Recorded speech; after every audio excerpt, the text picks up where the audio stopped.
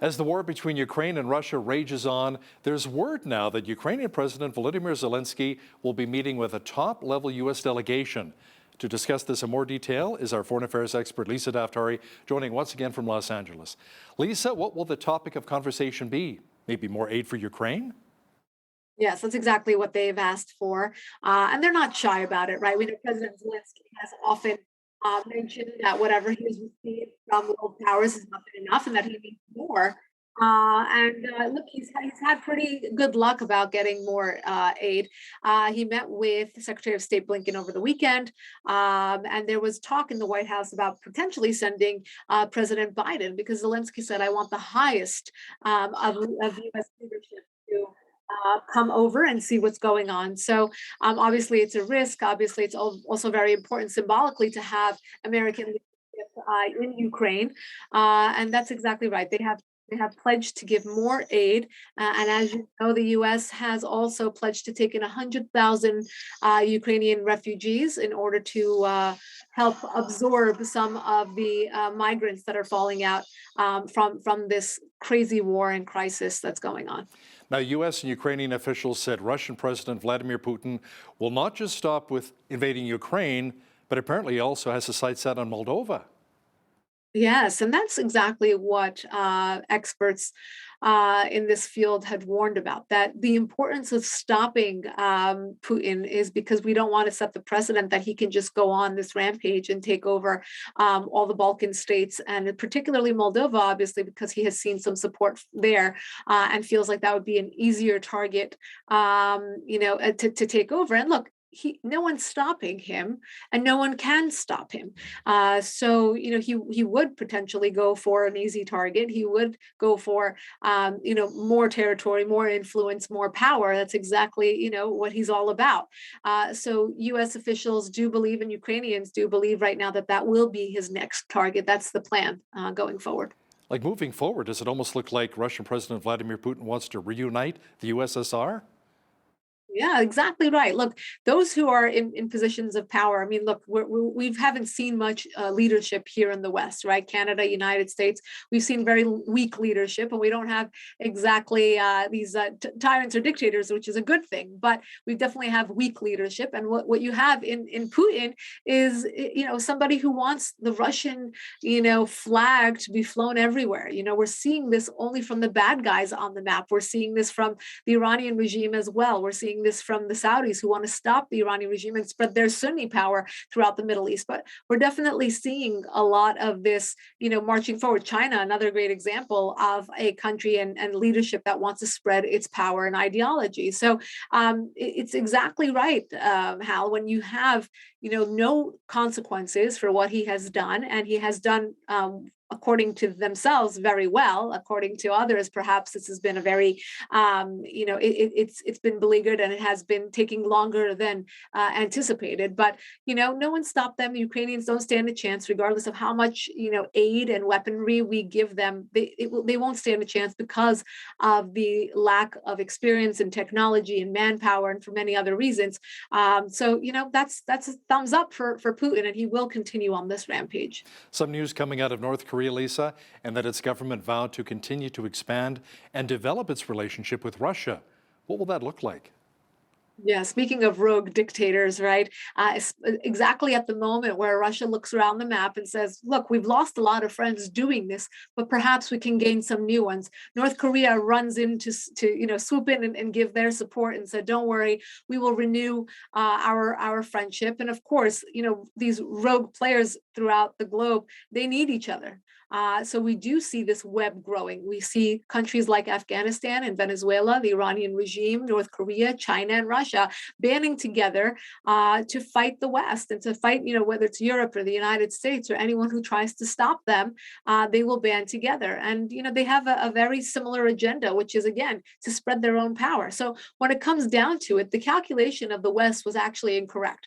We believed for a long time, this was a working, theory within geopolitics, that because China wants to exert its power and Russia wants to exert its power and the Iranian regime wants to exert its power, that they would never band together. But that's not true, because in the short term, they need each other and they can help fight the West. And their first goal, or their first priority, is to remove anyone who tries to stop them. And that's exactly the West, the United States and the EU. And if they're able to do that, then they can go on their each of them on their own and spread their power and fight each other. But for now, they will lean on each other. They will help support each other. And again, that is to get over the first obstacle, which is standing up to the West. We just had the French presidential election with Emmanuel Macron coming out on top, beating his closest competitor, Marine Le Pen, to win a second term. Now, Lisa, many on social media are claiming fraud and that the fix was in. What are your thoughts? Yeah, this is interesting because the election was kind of like liberal ideology versus, more right-wing conservative ideology. And the reason why many believed that Le Pen got this far is because France has gone too far. And because of their lenient policies on immigration and because of their lenient policies on several other liberal issues, many believe that France and many other European countries are moving more to the right in order to conserve what can be conserved, and to move more towards their traditional cultural, base. And that's why we thought that they did have a chance. But because of the win that Macron had, many are accusing him of rigging the election. And of course, we have had too many of these conversations here in the United States as of late. So anything is possible. I think rigging elections, particularly in a post-pandemic and a pandemic world, is easier than it was before.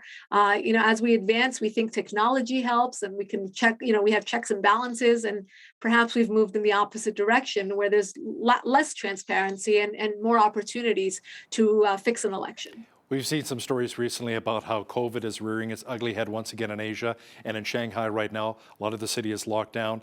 Lisa, the Washington Examiner had a story about the Wuhan Institute of Virology apparently had an agreement with the University of Texas to collaborate on scientific research, and then the Chinese lab then allegedly asked the Texas lab to destroy any secret files? Very fishy, right, Hal? I mean, when do you ever have a science labs thinking to themselves, making arrangements with American labs, to destroy files? And why were they even called secret files? What is there to hide? Speaking of lack of transparency in this day and age, I think a lot of it sprung up with the COVID virus and the lack of transparency from China and the lack of initiative or the actual hesitancy of half of this country here in the United States to even look further.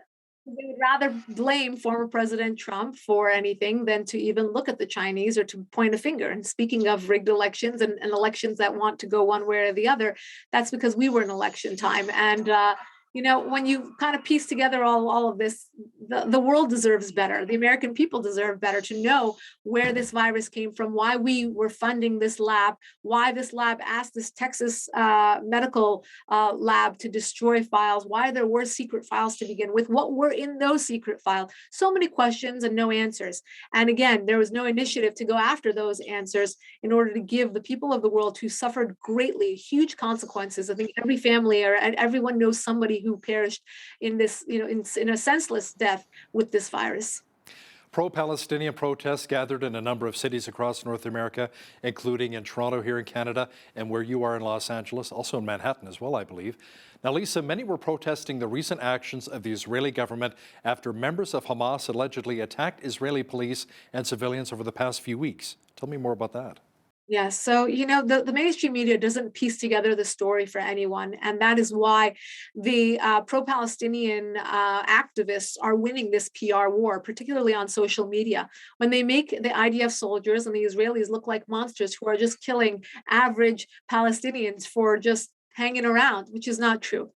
So I'll give you the story. Obviously, there's no safe day in Israel. Every day they're dealing with and foiling plots to kill innocent civilians. It's not military and between military and military.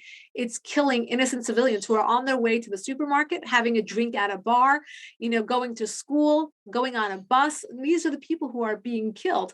And the last few weeks, there were dozens of Israelis who were killed in this fashion. So obviously, the Israeli IDF has to retaliate, and that is when the mainstream media wakes up, and then they show the retaliation of men in uniform going after, civilians, people who are throwing rocks at buses, tour buses, or who are trying to kill, children and women, and going into their homes and stabbing them in the middle of the night.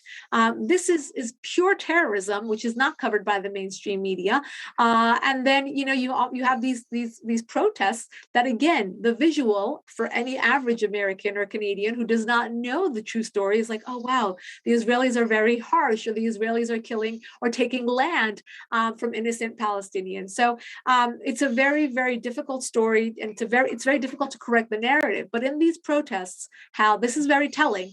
They're not calling for peace. They're not calling for a two-state solution where Palestinians and Israelis can live side by side in peace. They're calling for an end to Israel. They want to wipe Israel off the map, and they're not being shy about it anymore, which should tell you something about where the world is. There are no consequences, that there's no bite back on these hate crimes and hate speech.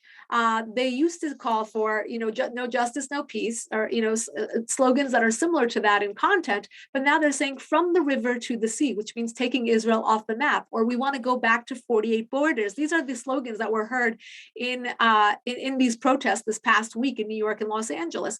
Going back to 48 borders means no Israel. The modern day state of Israel was established in 48. Now Israel's claims to the land go back to biblical times, and it's very sad to see what's going on, that these are hate crimes. The number one, I'll finish with this, the number one hate crimes against a marginalized or minority group, you would think it's against African Americans, but it has been against Jewish people in the last 2 years, and it has surged to exponentially to numbers that are not reported and not talked about. So thank you for giving me time to talk about that today. Oh, absolutely. And Israel's premier told the United Nations that Jerusalem was very disappointed at the lack of UN condemnation of the recent rocket fire from the Gaza Strip, and Prime Minister Naftali Bennett also said the international community must not serve the agenda of the Palestinian terrorist organizations. Now, Lisa, U.S. President Joe Biden will be making his first visit to Israel as president in the coming months. What's the purpose of the visit? Yeah, I wouldn't hold my breath on this one. First of all, because tactically it's a very long trip to make. It's a very difficult trip to make. But if you remember President Obama, who is a mentor of sorts to President Biden in his presidency and in his foreign policy, never made the trip to Israel. And that was for symbolic purposes and to distance himself from the state of Israel, who is our main ally in the region, right? But in this case, it would be to talk about perhaps a sideline conversation about why the Iran deal has been stalemated, where it is right now, and how it should go forward. It's interesting because the United States has done everything to bend over backwards, and to accommodate the Iranian regime in getting an Iran nuclear deal pushed through. They have not been able to. That just tells you how demanding the Iranian regime has been at the table. And again, very indicative of where we are globally and where the United States stands in terms of foreign policy and just the symbolic stance that we have on the global stage. So Joe Biden is hoping to go over to Israel, have a conversation with Naftali Bennett, the prime minister there, about how perhaps this deal can be pushed forward, or what they can do to move things forward with the Iranian regime. They're not going to get a positive answer from Naftali Bennett, that's for sure.